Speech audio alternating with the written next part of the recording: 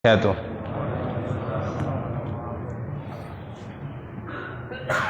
الحمد لله رب العالمين والعاقبة للمتقين فلا عدوان إلا على الظالمين. أشهد أن لا إله إلا الله وحده لا شريك له وأشهد أن محمدا عبده ورسوله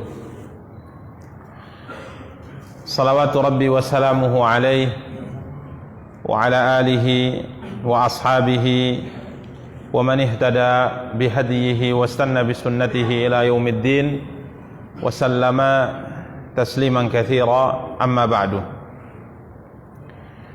إخواني وأخواتي kaum muslimin, kaum muslimat rahimani wa rahimakumullahu jami'ah.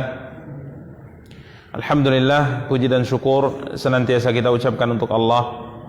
Salawat beserta salam semoga senantiasa dilimpahkan oleh Allah Tabaraka wa Ta'ala untuk junjungan dan panutan kita Nabi Allah yang mulia Muhammad sallallahu alaihi wasallam.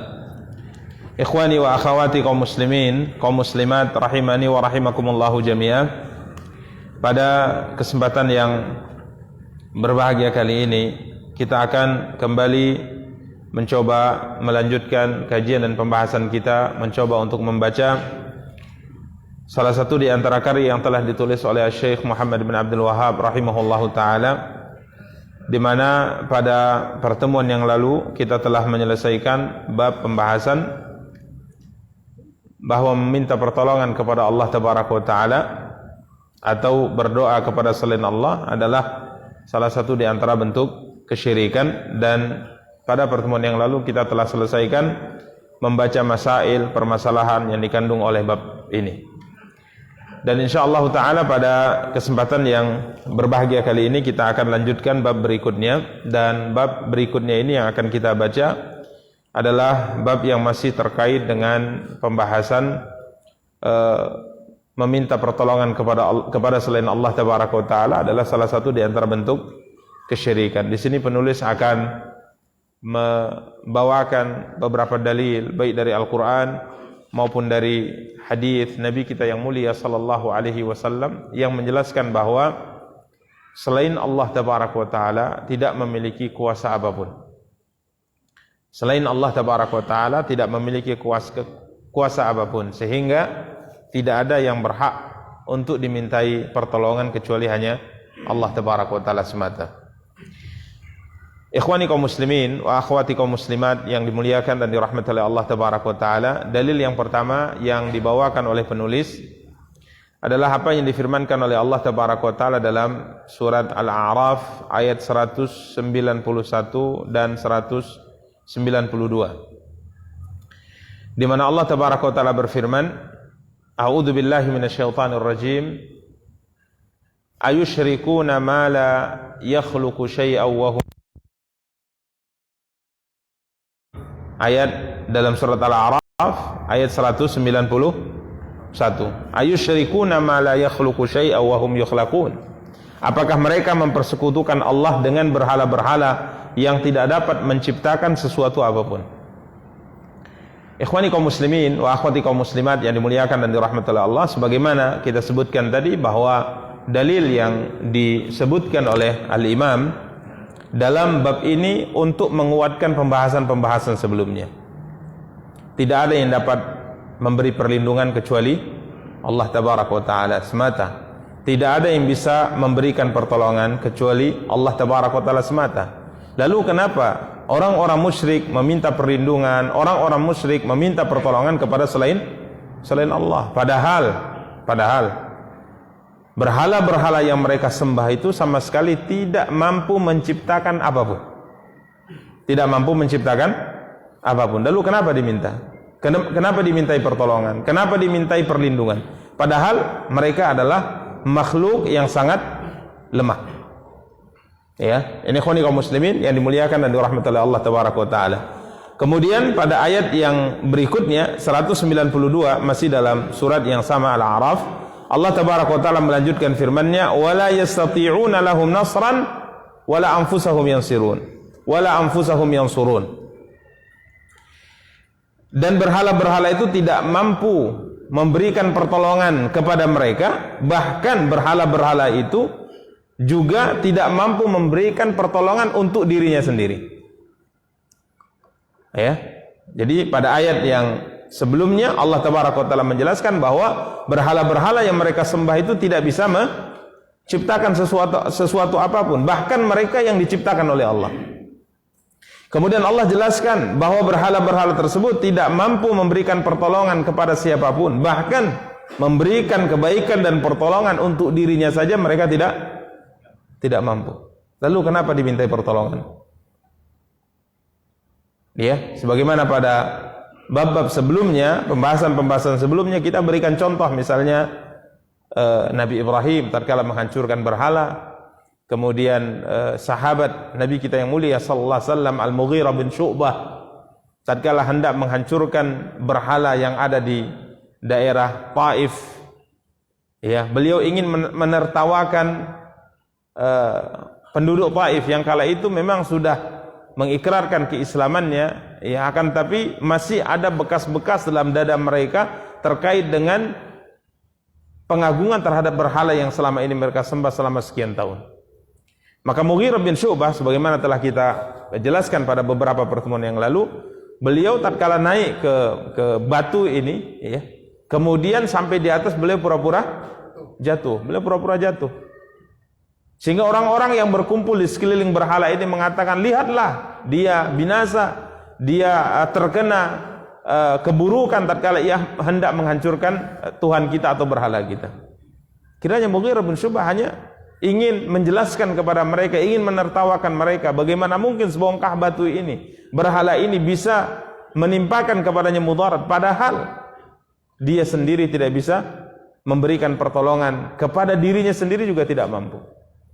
Ini yang dijelaskan oleh Allah. Wala yastati'una lahum nasran wala anfusahum yansurun. Mereka tidak mampu memberikan pertolongan kepada orang-orang yang menyembahnya. Ini berhala-berhala ini tidak mampu memberikan pertolongan kepada orang-orang yang menyembahnya. Bahkan wala anfusahum yansurun. Mereka juga tidak mampu memberi pertolongan kepada dirinya. Sehingga tatkala Nabi Ibrahim alaihi salatu wassalam menghancurkan satu persatu berhala tersebut dengan tangannya, tidak ada satu berhala pun yang melakukan apa? Perlawanan. Tatkala beberapa pemuda di kalangan Ansar kala itu ingin menyadarkan orang tuanya, kemudian membuang berhala tersebut ke tempat yang tidak bagus, maka berhala yang dibuang tersebut, patung yang dibuang tersebut sama sekali tidak melakukan perlawanan. Seakan-akan penulis tatkala membawakan dalil yang mulia ini, beliau ingin tegaskan sekali lagi bahwa tidak ada yang berhak disembah, tidak ada yang berhak dimintai perlindungan dan pertolongan di alam semesta ini kecuali Zat yang maha kuasa, Allah Tabaraka wa Ta'ala. Ini ikhwani kaum muslimin wa akhwati kaum muslimat yang dimuliakan dan dirahmati oleh Allah Tabaraka wa Ta'ala. Kemudian dalil berikutnya yang disebutkan oleh penulis, apa yang difirmankan oleh Allah Tabaraka wa Ta'ala dalam surat Fatir ayat 13. Allah Tabaraka wa Ta'ala berfirman, kita bacakan dari awal ayat, yulijul laila fin nahar wa yulijun nahara fil lail wa sakhkhara asy-syamsa wal qamara kullu yajri li ajalin musamma. Dzalikumullahu rabbukum lahul mulk walladzina tad'una min dunihi ma yamlikuna min qitmir. Dialah Allah Tabaraka wa Ta'ala yang memasukkan malam ke dalam siang dan memasukkan siang ke dalam malam dan menundukkan matahari dan bulan. Kullu yajri li ajalin musamma. Masing-masing berjalan menurut waktu yang telah ditentukan oleh Allah Tabaraka wa Ta'ala. Artinya pergantian siang dan malam ini merupakan salah satu di antara bukti kuasa Allah Tabaraka wa Ta'ala. Datangnya malam, ini bukti adalah bukti yang menunjukkan akan kuasa Allah. Kemudian malam berakhir, kemudian datang siang. Ini juga bukti yang lainnya akan kuasa yang dimiliki oleh Allah Tabaraka wa Ta'ala. Kemudian juga Allah berfirman, wasakhara asy-syamsa wal qamar. Dialah Allah Tabaraka wa Ta'ala yang menundukkan matahari dan bulan. Di mana kedua ini juga merupakan bukti akan kuasa besar yang dimiliki oleh Allah Tabaraka wa Ta'ala. Allah berfirman, kullu yajri li ajalin musamma. Masing-masing berjalan menurut waktu yang telah ditentukan. Kemudian Allah Tabaraka wa Ta'ala berfirman, dzalikumullahu rabbukum lahul mulk. Yang berbuat demikian, yang mendatangkan malam dengan siang silih berganti, kemudian yang mendatangkan matahari dan bulan dan mengizinkan keduanya bergerak sesuai dengan waktu dan ketentuan yang telah ditentukan oleh Allah. Yang berbuat demikian adalah Allah, Rabb kamu. Lahul mulk, di mana kepunyaan dialah kerajaan alam semesta ini, subhanahu wa ta'ala. Kemudian Allah berfirman, walladzina tad'una min dunihi ma yamlikuna min qitmir. Dan orang-orang, kata Allah tabaraka wa ta'ala, yang kamu seru selain Allah tabaraka wa ta'ala, tiada mempunyai apa-apa walaupun qitmir. Walaupun qitmir. Qitmir itu artinya apa namanya? Apa istilah? Kulit ya, kulit ari. Kulit ari yang ada di biji kurma. Tatkala antum makan daging kurma, kemudian bijinya, maka biji kurma ini dibungkus oleh kulit ari. Ini namanya dalam bahasa Arab qitmir.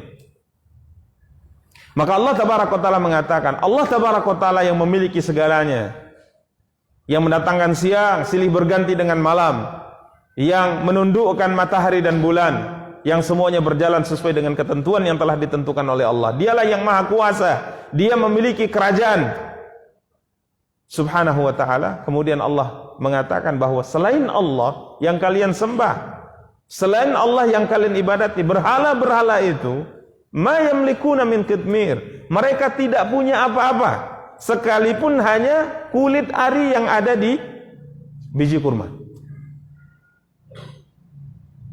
Jangankan menciptakan yang lainnya, menciptakan kulit ari saja tidak mampu mereka lakukan.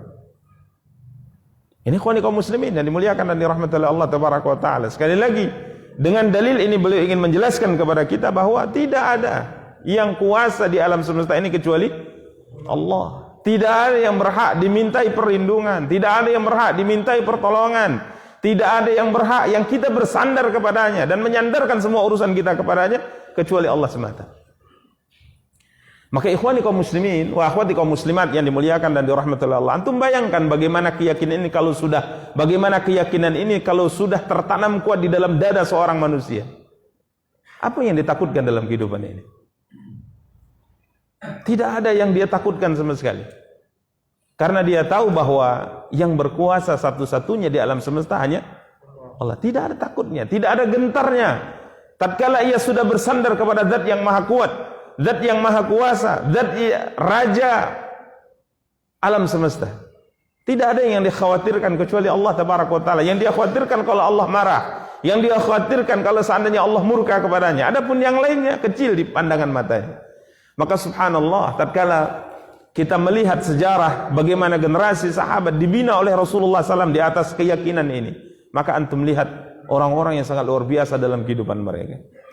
Tidak ada yang mereka takutkan kecuali Allah tabaraka wa ta'ala. Tidak ada yang mereka takutkan kecuali Allah. Ini menunjukkan bahwa tauhid, akidah, iman merupakan dasar dari segalanya. Seorang hamba apabila sudah dibina dengan tauhid ini, maka subhanallah akan menjadi hamba yang luar biasa. Lahirlah orang seperti Abu Bakar, Umar bin Khattab, Uthman bin Affan, Ali bin Abi Thalib, Abdurrahman bin Auf. Lahirlah orang-orang yang besar dengan agama, dengan keimanan, dengan tauhid yang ada dalam dada mereka. Sehingga tatkala mereka berjalan di atas muka bumi, mereka pasrahkan semuanya kepada siapa? Kepada Allah. Ini ikhwani kaum muslimin wa akhwati kaum muslimat yang dimuliakan dan dirahmati oleh Allah tabaraka wa taala. Walladzina tad'una min dunihi ma yamlikuna min qitmir. Sesembahan yang kalian seru selain Allah itu tidak punya apa-apa sekalipun hanya kulit ari yang ada di dalam biji kurma. Kulit ari. Untuk perhatikan apa nilainya kulit ari itu. Itu pun mereka tidak punya, apalagi yang lainnya, subhanallah. Ini ikhwani kaum muslimin wa akhwati kaum muslimat yang dimuliakan dan dirahmati oleh Allah. Dan ayat-ayat seperti ini banyak dalam Al-Qur'an ya. Allah tabaraka taala mengajak orang-orang yang menyembah selain Allah untuk kembali berpikir bahwa sesembahan yang mereka sembah selain Allah itu tidak punya apa-apa dan tidak mampu melakukan apapun kecuali atas izin dan kehendak dari Allah tabaraka taala semata. Contoh misalnya dalam ayat yang lain yang tidak disebutkan oleh penulis, tentunya kita berikan tambahan dalam surat Al-Hajj ayat 73. Allah tabaraka wa taala berfirman, "Ya ayuhan nas, duriba lakum mathalun fastami'u lah. Wahai manusia, telah dibuat perumpamaan, maka dengarkanlah olehmu perumpamaan itu, kata Allah. Allah ingin menyampaikan sebuah perumpamaan, sebuah permisalan yang Allah perintahkan kita untuk menyimak dan mendengarnya. Allah berfirman, innal ladzina tad'una min dunillahi la yakhluqu dzubaban walau ijtama'u lah. Sesungguhnya sesembahan-sesembahan yang kalian seru selain Allah, lan yakhluqu dzubaba, mereka sama sekali tidak akan pernah mampu menciptakan apapun sekalipun hanya seekor lalat. Sekalipun hanya seekor lalat. Kenapa Allah sebut lalat? Kenapa Allah tidak sebut sapi, kambing yang besar? Lalat, binatang yang mungkin hina. Binatang yang hina, yang tidak hinggap pada sesuatu kecuali kita berusaha untuk apa? Mengusirnya. Jika seandainya lalat ini hinggap di tubuh kita, merasa terganggu kita tidak? Merasa terganggu, ini lalat. Merasa terganggu kita. Kita berusaha mengusirnya.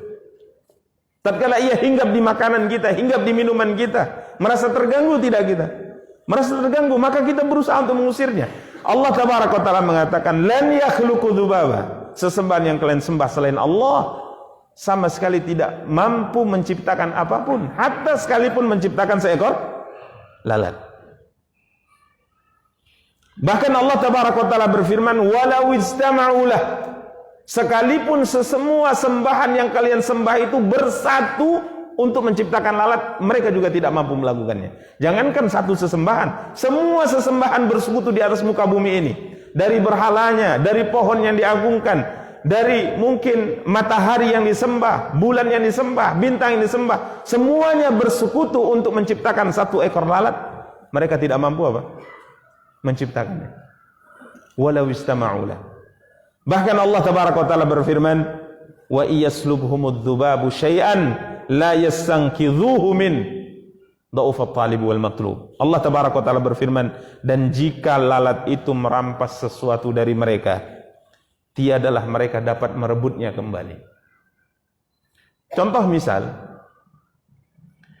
berhala yang disembah selain Allah ini diberikan sesaji untuknya. Diberikan apa? Sesaji untuknya. Diberikan pulut misal, pulut kuning. Campur apanya? Sinti namanya, Pak? Inti. Inti, ada kelapa ya. Lengkap lah. Terbang satu ekor lalat. Ini diberikan ke dia yang punya misal. Sudah diberikan ke dia. Terbang seekor lalat. Kemudian lalat itu hinggap di makanan ini. Kemudian dia bawa mungkin satu butir dari apa tadi? Pulut tadi. Dan mungkin beberapa butir dari kelapa tadi. Terbang. Bisa tidak berhala tersebut yang mereka sembah, yang mereka agungkan, memegang lalat tersebut, kemudian memarahi lalat tersebut karena dia telah merampas apa yang sudah dia punya? Tidak bisa. Ini yang digambarkan oleh Allah. Wa iyaslubhumudz dzubabu syai'an la yastanqidhuhu min. Bahkan tatkala lalat itu hinggap di tubuhnya, hinggap di badannya. Kalau kita hinggap lalat, kita berusaha apa? Mengusirnya. Tapi kalau seandainya mereka, sesembahan yang mereka sembah selain Allah, hinggap lalat, bisa tidak mereka mengusir lalat tersebut? Tidak bisa, karena dia benda mati. Maka Allah tabaraka wa taala berfirman, dha'ufat talibu wal matlub. Amat lemahlah dan yang menyembah, dan amat lemahlah yang menyembah. Coba anda perhatikan ikhwani kaum muslimin yang dimuliakan oleh rahmatullah Allah. Bagaimana mungkin seorang yang berakal, seorang yang cerdas, seorang yang punya kekuatan, seorang yang dimuliakan oleh Allah dari semua makhluk yang diciptakan oleh Allah tabaraka wa taala, kemudian meminta perlindungan kepada benda mati. Ini yang digambarkan oleh Allah tabaraka wa taala. Maka ikhwan, tatkala ini dipahamkan kepada seorang hamba, kemudian hamba tadi mau berfikir dengan fitrahnya, maka pasti dia akan bersyahadat. Karena agama Islam adalah agama fitrah. Agama Islam adalah agama fitrah. Kalau bukan karena kesombongan dan keangkuhan yang ada pada hati seorang yang tidak beriman, kesombongan dia kesampingkan, keangkuhan dia kesampingkan, dia mendengar dengan hatinya, dia mendengar dengan fitrahnya, otomatis setelah dijelaskan Islam dia pasti syahadat. Dia pasti apa? Syahadat. Maka kalau seandainya kita buka catatan sejarah di zaman Rasulullah SAW, siapa yang tidak mau beriman? Siapa yang menentang? Mereka adalah orang-orang yang di hatinya ada kesombongan. Sekalipun secara zahir dia menentang, tapi hati kecilnya sebenarnya mengakui akan kebenaran tersebut. Lihatlah orang-orang Yahudi di zaman Rasulullah SAW. Lihatlah orang-orang Yahudi di zaman Rasulullah SAW. Hasadan min indi anfusihim. Karena ada hasad di dalam hati mereka. Ada penyakit dalam hati mereka yang akhirnya mereka tidak beriman. Sekalipun mereka akui itu benar.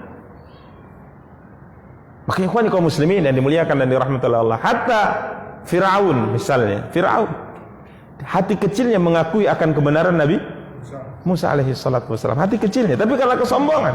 Kenapa pula Musa bisa menjadi orang mulia di atas saya? Ini kesombongan. Sehingga tatkala dia sudah tenggelam di laut itu, naik dan turun di laut tersebut, diceritakan oleh Allah, falamma adrakahul gharaqu qala amantu billadzi amanat bihi banu Israil wa ana minal muslimin. Tatkala ia sudah tidak punya kuasa lagi, tatkala ia sudah yakin dia akan binasa, dia tidak punya pilihan lagi, baru ia mengatakan, aku beriman dengan Tuhan yang diimani oleh Bani Israel dan aku mempasrahkan diriku kepada Allah. Hilang kesombongan di saat itu sudah tidak ada, baru kemudian dia beriman. Tapi tatkala dia masih hidup, ia masih punya kekuasaan, ia masih sehat walafiat, ia tentang Nabi Musa habis-habisan. Begitu juga dengan misalnya Abu Jahal, Firaun umat ini. Bukan beliau tidak tahu akan kebenaran Muhammad SAW. Beliau tahu, Abu Jahal tahu Muhammad itu benar. Tapi ia memiliki kesombongan. Kemudian dia mengatakan, kalau keluarga besar Muhammad membanggakan sebuah kemuliaan, mereka mengatakan dari kalangan kami ada seorang lelaki yang turun kepadanya wahyu dari langit. Itu kebanggaan yang dimiliki oleh keluarga besar Muhammad. Lalu apa yang bisa kami banggakan dari keluarga besar kami? Kalau itu kebanggaan keluarga besar Muhammad, kami mengimbanginya bagaimana? Maka demi Tuhan, kata Abu Jahal, aku tidak akan beriman sama sekali kepada Muhammad. Bahkan tatkala ditanya, apa pendapatmu tentang yang dibaca oleh Muhammad? Dia mengatakan yang dibaca olehnya benar semuanya. Tapi kalau seandainya keluarga Muhammad membanggakan ini, kami, suku kami akan membanggakan apa? Aku tidak mau beriman selamanya kepadanya. Maka ikhwani kaum muslimin yang dimuliakan dan dirahmati oleh Allah, kita lihat Al-Quran mengajak manusia untuk berfikir terkait dengan layakkah seorang melakukan kesyirikan kepada Allah Tabaraka wa Ta'ala. Layakkah seorang menggantungkan keselamatannya kepada selain Allah? Layakkah seorang berharap kepada selain Allah? Layakkah seorang meminta perlindungan kepada selain Allah yang mana semuanya itu lemah, tidak punya kuasa sama sekali? Tapi tatkala kita berbicara tentang jimat yang pernah kita bahas, apa hebatnya jimat itu? Apa hebatnya jimat?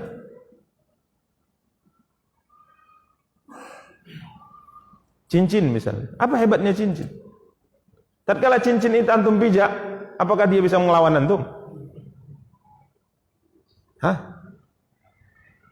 Apa hebatnya mungkin pusaka-pusaka yang dikeramatkan itu? Apa hebatnya? Yang punya kuasa di alam semesta ini hanya Allah Tabaraka wa Ta'ala semata. Hatta kemarin telah kita jelaskan, hatta sekalipun jin sekalipun. Hatta sekalipun jin. Kita makhluk lebih mulia dari bangsa jin. Kita makhluk lebih hebat daripada bangsa jin. Ini merupakan sunnatullah yang telah Allah tetapkan. Hanya saja tatkala kita merasa kerdil di hadapan selain Allah, maka sesuatu selain Allah itu menjadi besar. Gara-gara kita yang mengkerdilkan di hadapannya. Sebagaimana telah kita ceritakan pada pertemuan yang lalu, bahwa bangsa jin pada asalnya takut dari manusia. Tapi tatkala manusia meminta perlindungan kepada bangsa jin, akhirnya jin pun besar kepala. Ini ikhwani kaum muslimin wa akhwati kaum muslimat yang dimuliakan dan dirahmati oleh Allah Tabaraka wa Ta'ala. Ini dua ayat yang disebutkan oleh penulis dalam bab penyempurna dari bab sebelumnya ini. Walladzina tad'una min dunihi ma yamlikuna min qitmir. Berikutnya dari hadis Nabi kita yang mulia sallallahu alaihi wasallam. Wa fi sahih, di dalam as-sahih dari Anas Anas berkata, syujjan nabiyyu sallallahu alaihi wasallam yauma Uhudin. Wa kusirat ربعيته فقال كيف يفلح قوم شجوا نبيهم fanazalat laisa laka minal amri syai'un. Ikhwani kaum muslimin wa akhwati kaum muslimat yang dimuliakan dan dirahmati oleh Allah tabaraka wa taala, Anas bercerita tentang apa yang terjadi pada Nabi kita yang mulia sallallahu alaihi wasallam di perang Uhud. Uhud, maklum, kita ketahui semua, Uhud adalah salah satu di antara gunung yang terkenal di kota Madinah, berada di utaranya Madinah.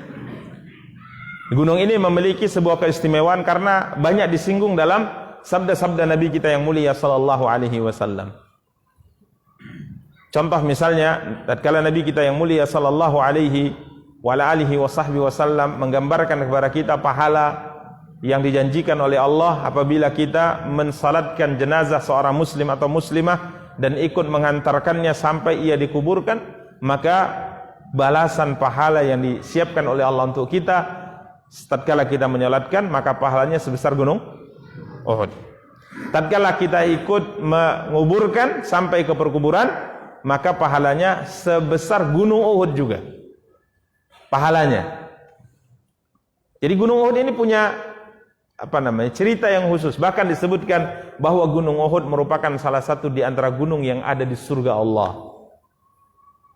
Jadi gunung Uhud itu nanti ada di mana? Di surga.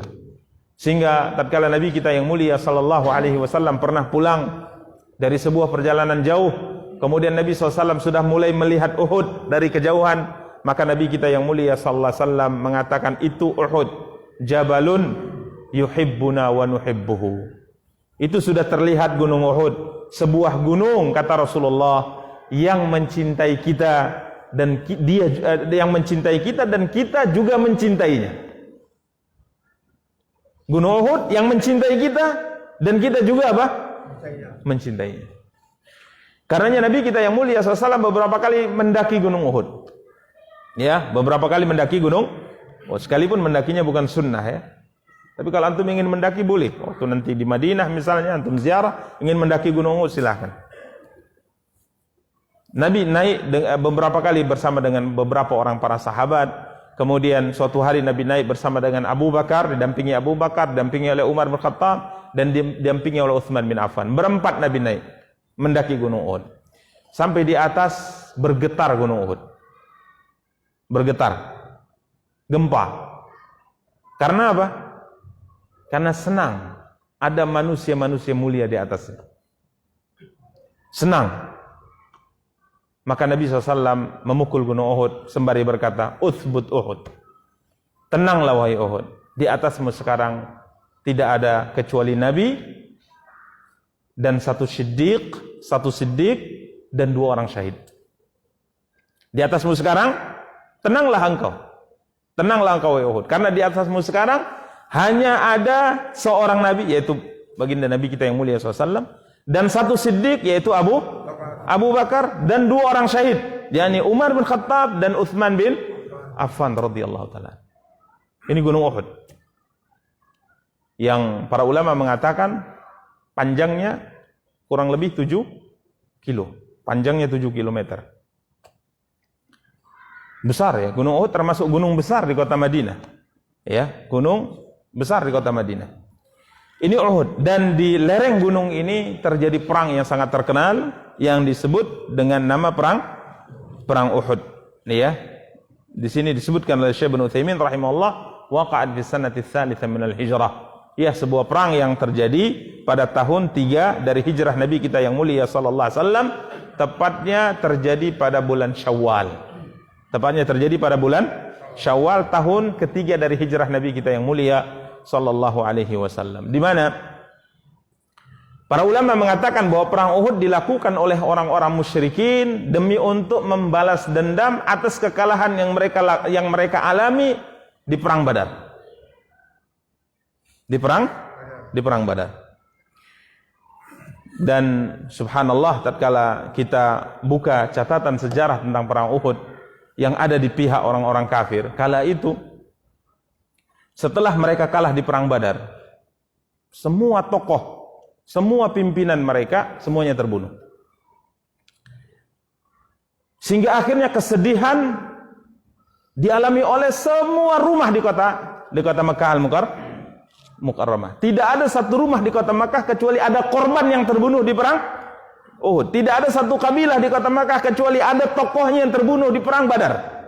Sehingga kesedihan itu merata kepada semuanya. Sampai-sampai mereka mengatakan, demi supaya kaum muslimin tidak terlalu berbahagia dengan kekalahan yang mereka alami di perang Badar, mereka mengatakan tidak ada seorang pun yang boleh meratap. Memang sedih, semua kita sedih, semua rumah berkabung, tapi jangan ada seorang pun yang menangis. Tak boleh menangis, supaya kaum muslimin di Madinah tidak merasa apa? Tidak merasa lebih bahagia dengan kemenangan mereka. Jadi dilarang menangis. Jadi kalaupun sedih sekali ayahnya terbunuh, anaknya terbunuh, berapapun anaknya terbunuh, itu tak boleh menangis, tak boleh meratap. Padahal meratap itu adalah bahagian kehidupan dari bangsa Arab dahulu. Sampai-sampai seorang bapak kalau mau meninggal, dia mengatakan, nak jangan lupa, ratapi saya dengan sehebat-hebatnya ratapan. Itu pesan mereka. Makanya kebiasaan mereka itu kalau seandainya orang besar itu meninggal, anaknya naik ke gunung itu meratapnya. Keliling kampung meratap gitu. Ini menunjukkan orang hebat gitu. Maka dalam Islam meratap itu diharamkan secara mutlak, nggak boleh.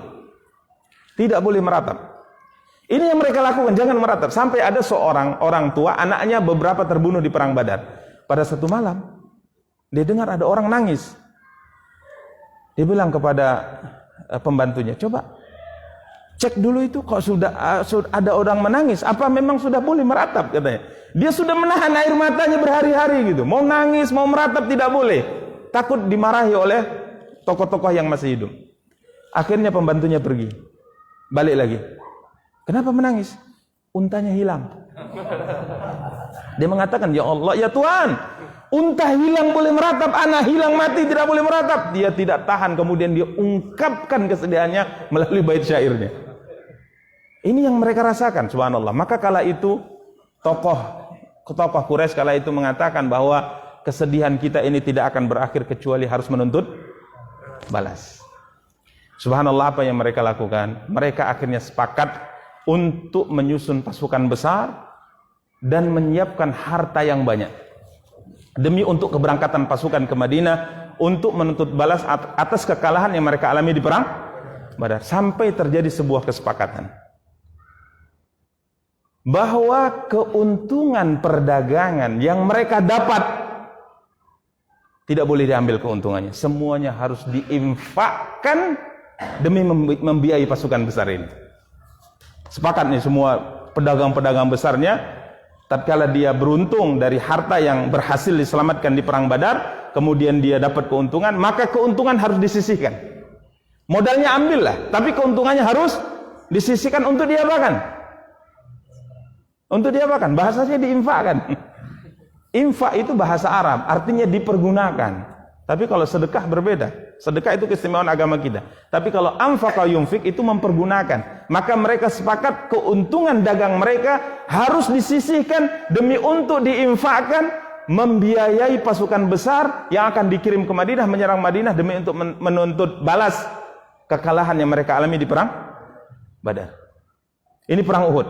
Kenapa terjadi perang Uhud? Sehingga terkumpullah 3.000 pasukan, kemudian persenjataan lengkap, kendaraan lengkap, dan biaya untuk pasukan ini ditanggung oleh saudagar-saudagar besar mereka, karena keuntungan perdagangan mereka saat itu tidak boleh diambil, semuanya digunakan untuk keberangkatan pasukan besar ini. Makanannya, senjatanya, semua kebutuhannya dari harta-harta ini. Ikhwani kaum muslimin yang dimuliakan dan dirahmati oleh Allah tabaraka wa taala. Kenapa saya sedikit mengingatkan ini? Karena memang kalau kita buka catatan sejarah dari zaman Nabi kita yang mulia SAW, mereka ini orang-orang kafir ini hampir bisa dikatakan tidak pernah bosan dan tidak pernah malas untuk menyisihkan harta mereka demi menghalangi agama Allah tersebar. Mereka tidak takut. Oke, nggak apa-apa, modal pun habis nggak apa-apa. Yang penting digunakan untuk peperangan, menghancurkan Muhammad dan kaum muslimin, menuntut balas kekalahan kita.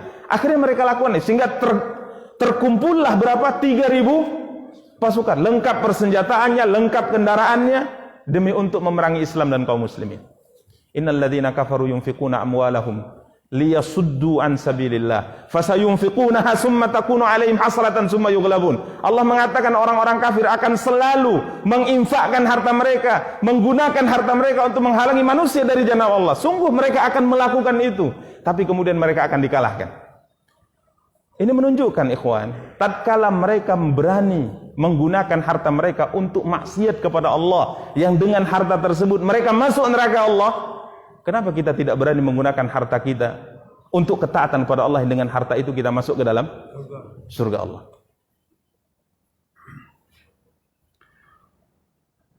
Cita-cita kita masuk surga apa? Surga Firdaus. Antum kalau ingin menikah dengan seorang wanita yang cantik ini, titelnya luar biasa, dari keturunan darah biru misalnya, kaya raya, kira-kira maharnya berapa ya? Maharnya berapa? 5.000 maharnya? Ditolak antum. Berapa maharnya? 5.000 Pak. Maharnya berapa? Luar biasa. Mungkin antum apa ya? Sehingga para ulama pernah menyebutkan pepatah, barang siapa yang berani meminang seorang wanita yang sempurna, sebesar apapun mahar yang diminta, menurutnya itu ringan. Itu kalau kita bicara dunia. Lalu tatkala kita ingin masuk surga Firdaus, nun jauh di sana, yang atasnya langsung arsy Allah. Bidadarinya bagaimana? Tatkala salah satu di antara mereka menyingkap penutup wajahnya di dunia, dia lihat sebagaimana matahari bisa kita lihat, maka dunia ini akan terang kala matahari. Ini yang mau kita pinang di sana. Lalu pantaskah kita meminangnya dengan 10.000? Nah, paling Nasallallahu. Ada amplop yang sudah disebar nih.